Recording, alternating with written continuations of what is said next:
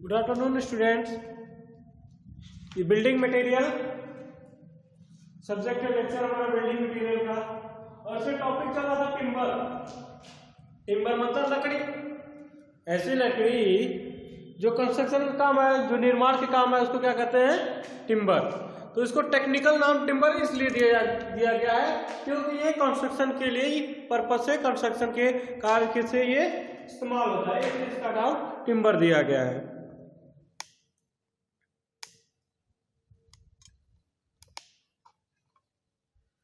अब आप ही सोचिए, हमें कैसे पता चलता होगा कि ये पेड़ की उम्र कितनी है?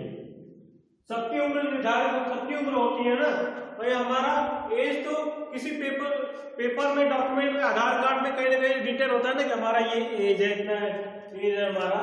बट इसका भी तो कोई एज होगा ना, तो इसकी एज को कैसे पता चलता है?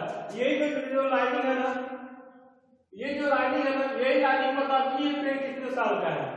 हर साल एक नया लेयर बनता है, एक नई लेयर बनती है, वो उसी से पता चलता है ये साल कितने उम्र का है।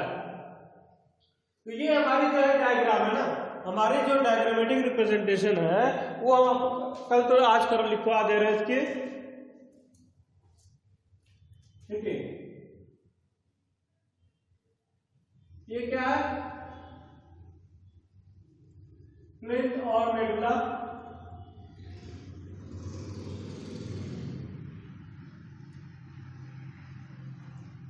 ये है सैपवुड।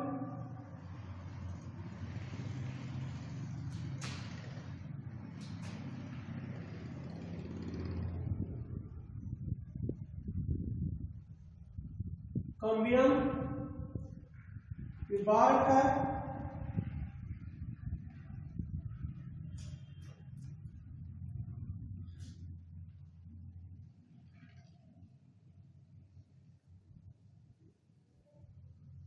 मेडुलरी बेस है। ये एनुअल रिंग्स है। एनुअल रिंग्स मतलब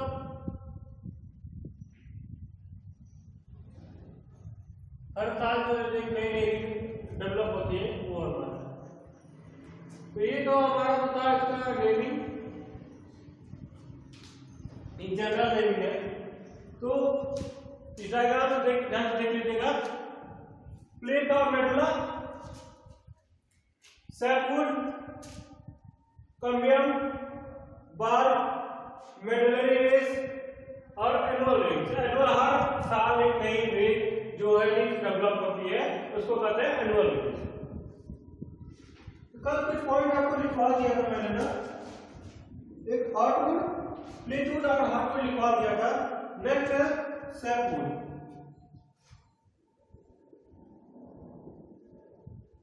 थोड़ा सा डिफरेंशियल देख लेते हैं। नोट्स में भी मैंने लिखा है डिफरेंशियल, इसे राइटिंग में उतने ध्यान नहीं देता इसलिए क्योंकि नोट्स भी आपको मैंने प्रोवाइड करवाई है, तो नोट्स में ज्यादा क्लियर है। ये बात आपको ओरली समझाने के लिए है ताकि आपको जो नोट्स है वो समझ में आ जाए क्या है नोट्स में। It is a layer,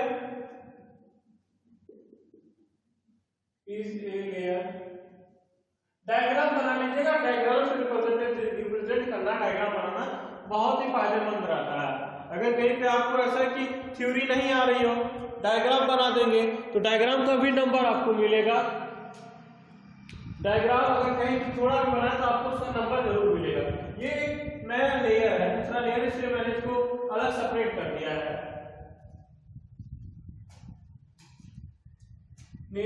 layer next to hardwood,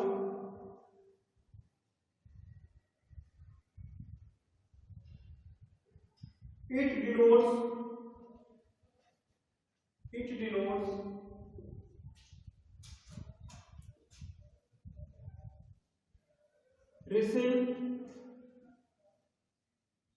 recent growth and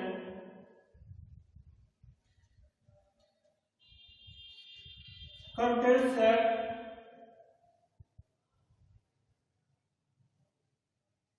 देखिए सैपवुड है ना, it is a layer next to hardwood. Hardwood जो हार्ड पोर्शन रहता है ना, जो हार्डवुड के बाद क्या आता है, सैपवुड आता है।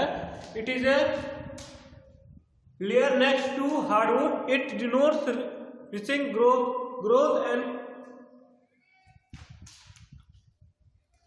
कंटेन सैप, मतलब जो ग्रोथ को इंडिकेट करता है, मतलब ग्रोथ के बारे में बता रहा है कितनी ग्रोथ इसकी हो रही है, मतलब कितनी ईयर ग्रोथ सारी लेयर रही। नेक्स्ट के बाद हर के बाद एक लेयर डेवलप होता जाएगा, ठीक है। जितने अंदर जाएंगे उतना हार्ड लेयर हो जाएगा, जितने जैसे बाहर से अंदर जाएंगे तो हार्ड रहेगा, हार्ड लेयर, और अगर अंदर से बाहर जाएंगे सॉफ्ट रहेगा। ये अच्छा मैं समझाने के लिए बता रहा हूँ। अंदर से जब बाहर जाएंगे ना तो सॉफ्ट रहेगा, और बाहर से अंदर जाएंगे तो हार्ड लेयर रहता है। यही रहता है टिम्बर का generally. Next cambium layer.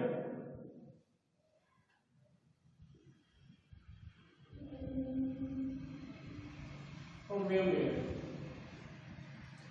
It is a thin layer of fresh sap protein. It is thin layer of, thin मतलब पतला, लेयर मतलब परत, पतला परत of fresh sapling between sapwood and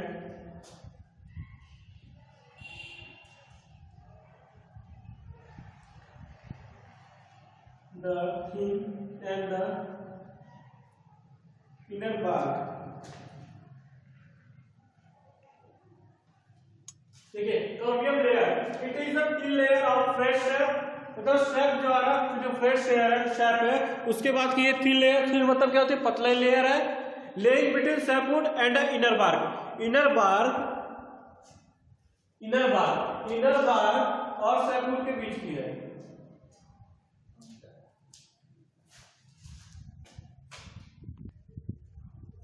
cambium layer it is a thin layer of fresh sap laying between, fresh sap का जो एक thin layer है, पतला लेयर है, लेइंग बिटवीन किसके बीच में है, सैपवुड और इनर बार्क। इनर मतलब बार्क एक आउटर पार्ट होता है ना, ये बाहरी सिरा हुआ, ये अंदरूनी सिरा, इससे यहाँ की जो मतलब जो कंडीशन हमारी हुई वो हमारा क्या हुआ, कैम्बियम लेयर। देखिए यहाँ बताया गया है कैम्बियम लेयर यहाँ इंडिकेट किया गया है, मतलब ये इनर पोर्शन और इसका जो ये वाला है ये कैम्बियम लेयर। क्लियर हो कैम्बियम का। अब next inner bark.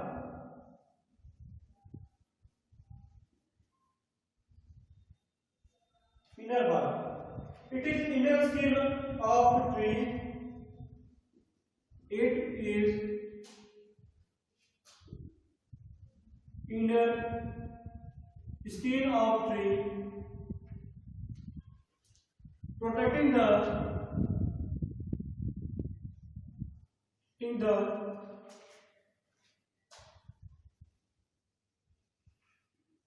Cambium layer.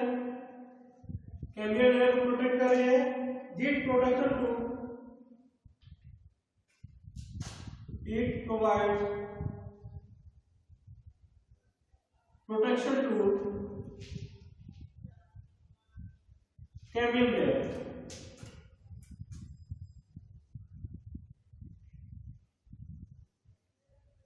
ठीक है, इनर बार्क क्या है बता दो, इनर बार्क बता दो, इनर बार्क क्या है। तो inner bark it is a inner skin of a tree protecting the cambium layer, मतलब ट्री के इनर जो पेड़ है एक आउटर बार्क होता है, एक इनर होता है, और आउटर जो है बाहर का है, इनर का अंदर वो क्या कर रहा है, किसको प्रोटेक्ट कर रहा है, कैम्बियम लेयर को प्रोटेक्ट कर रहा है। कैम्बियम लेयर को प्रोटेक्ट कर रहा है ना, उसको सुरक्षा दे रहा है कि नहीं, उसको सुरक्षा, जैसे किसी चीज इंसेक्ट हो गए, कीड़े मकोड़े हो गए, या कोई ज्यादा बारिश हुई उस कंडीशन में, तो ज्यादा बारिश से पेड़ भी तो सड़न हो सकती है, पेड़ में भी होती बारिश से हो सकता है, उससे बचाया, मतलब एटमॉस्फेरिक कंडीशन से।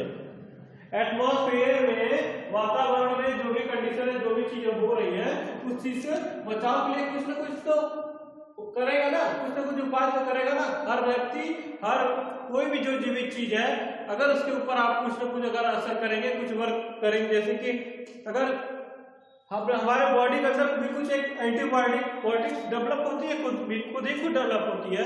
अगर कोई भी डिजीज होती है, कोई बीमारी होती है, तो कोई ना कोई एंटीबायोटिक डेवलप होती है, तो क्या करती है, खुद को वो उस बीमारी से बचाती है। तो पेड़ के पास भी तो कुछ होगा ना भाई, इनका यही लेयर है, वो क्या करते हैं, प्रोटेक्ट करते हैं। इनर बार हो गया। और next outer bar.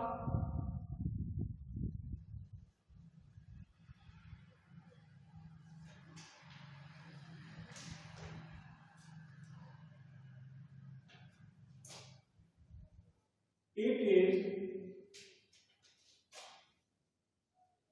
outer skin of tree and consists of wood fiber.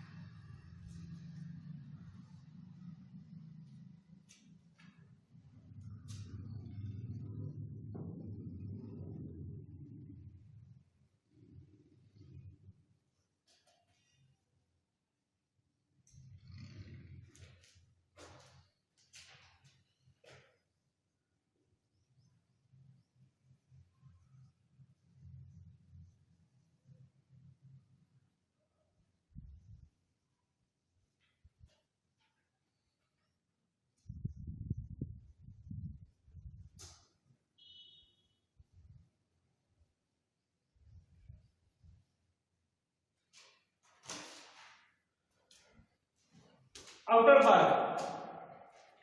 It is the outer skin of a tree. Outer skin of the outer skin, outer part, and consists of the wood fiber. पर एक रेशा type का देखेंगे, fibre मतलब रेशा type की चीजें इसमें देखेंगे। जब उसको उसके ये ऊपर इससे ऊपर चमड़े इस तरह की स्किन है भाई, इसका भी स्किन है, इसको तो ऊपर इससे जब खाएंगे आप या काटेंगे, उससे देखेंगे एक बारीक रेशेदार टाइप का रहता है, रेशेदार मतलब रेशा है, ठीक। तो वो क्या होगा, it is the outer skin of a tree and consist of a wood fibre. Wood fibre वही फाइबर जैसे फाइबर की तरह रहता है, पतले पतले रेशेदार रहता है, वो आउटर पार्ट रहता है, ताकि वो एक आउटर प्रोटेक्शन देता है। बाहर से जो प्रोटेक्शन रहता है वो बाहर से प्रोटेक्शन प्रोवाइड करता है आउटर बार, और इनर बार को रहता है जो इंटरनली प्रोटेक्शन प्रोवाइड करता है। ये हमारा हुआ outer bark, inner bark. Last है medullary rays. Medullary rays, this are thin radial fibres extending from pith to cambium layer. This are thin मतलब पतला रेडियल फाइबर्स है, रेडियल फाइबर्स है extending from pith to cambium layer. ये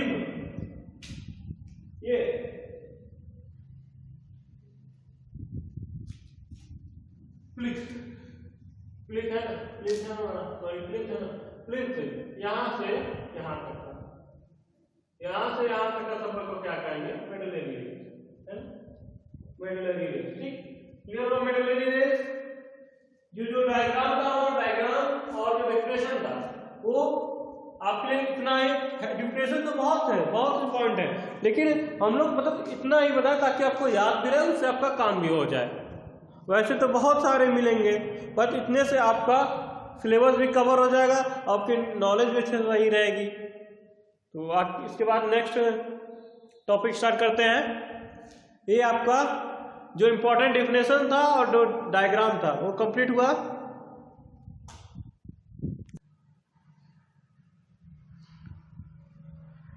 next classification of timber. Timber का classify timber को भी किया जाएगा ना, हार्डवुड, सैपवुड। हार्ड मतलब क्या होता है, जो ठोस होता है। सैपवुड मतलब जो क्या बता रहा था, सैपवुड में क्या था,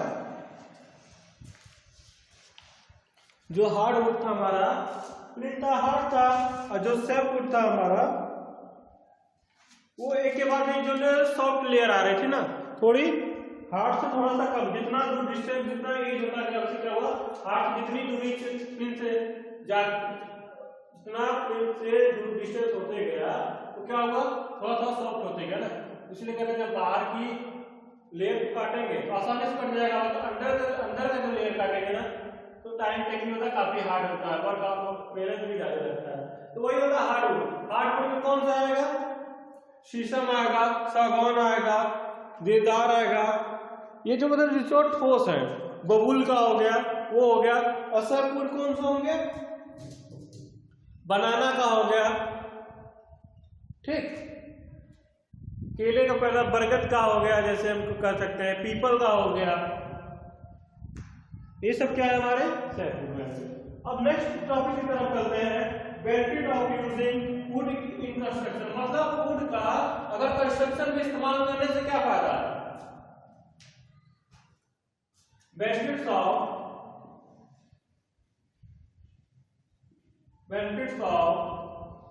यूजिंग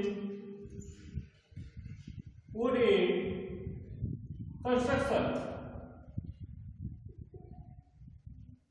मतलब क्या क्या बेनिफिट है, अगर हम किसी को इस्तेमाल कर रहे हैं, कोई मार्केट से अगर कोई प्रोडक्ट अगर खरीद रहे हैं तो क्यों खरीद रहे हैं, क्योंकि उसमें कुछ किसी काम का होगा तब तो खरीद रहे हैं, अगर हमारे किसी काम का नहीं होता तो हम उनसे क्यों खरीदते हैं। देखिए पहला क्या point, would is natural material,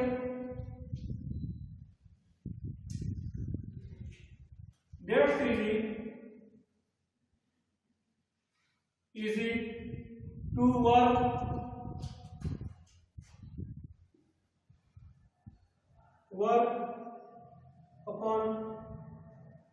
upon it.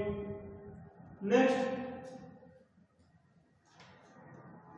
Would is a natural material, भाई प्राकृतिक देन है, प्राकृतिक देन है, मानव निर्मित तो है नहीं, प्राकृतिक देन है।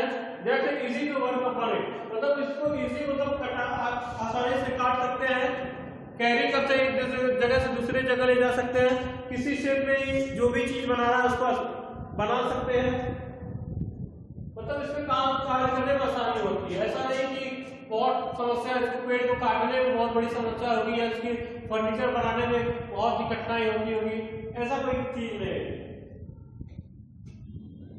It is lightweight, it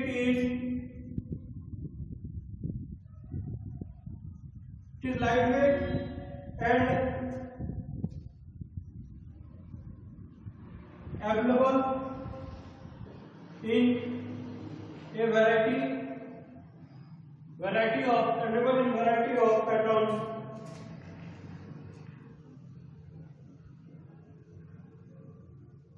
and look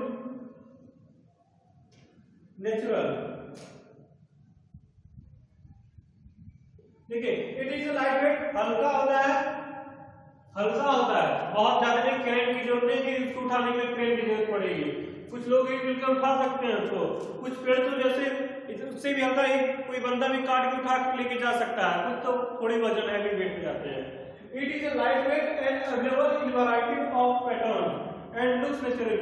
available in variety of pattern मतलब कोई बांस का पेड़ है, कोई बांस है, कोई बैम्बू है, तो पीपल का है, तो बरगद का, नीम का है, आम का है, तो जैसी जैसी है सबकी अलग गुणवत्ता है, सबकी गुणवत्ता अलग है, सबकी मजबूती अलग है, सबकी ड्यूरेबिलिटी लंबे समय तक चलने की अवधि अलग है, सबकी रेजिस्टेंस मतलब जैसे इंसेक्ट हुए, कीड़े मकोड़े आदि से मतलब कि बचाव की क्षमता ज्यादा है, किसी के कम है, ये वैरायटी हमारी हो गई। Next, it is widely available in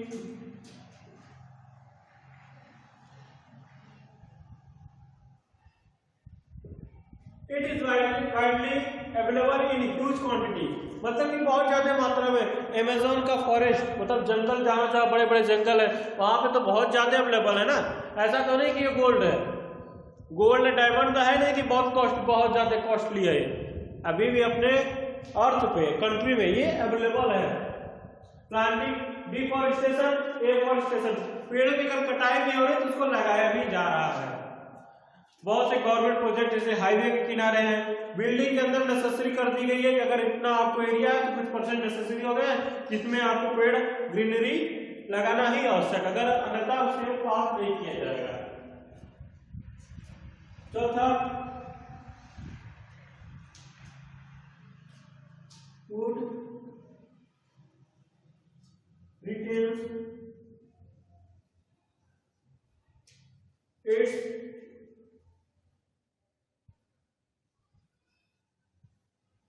thermal property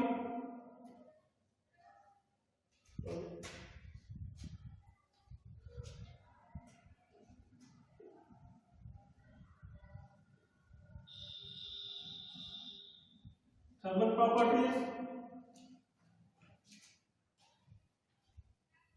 it can absorb sound, ठीक है।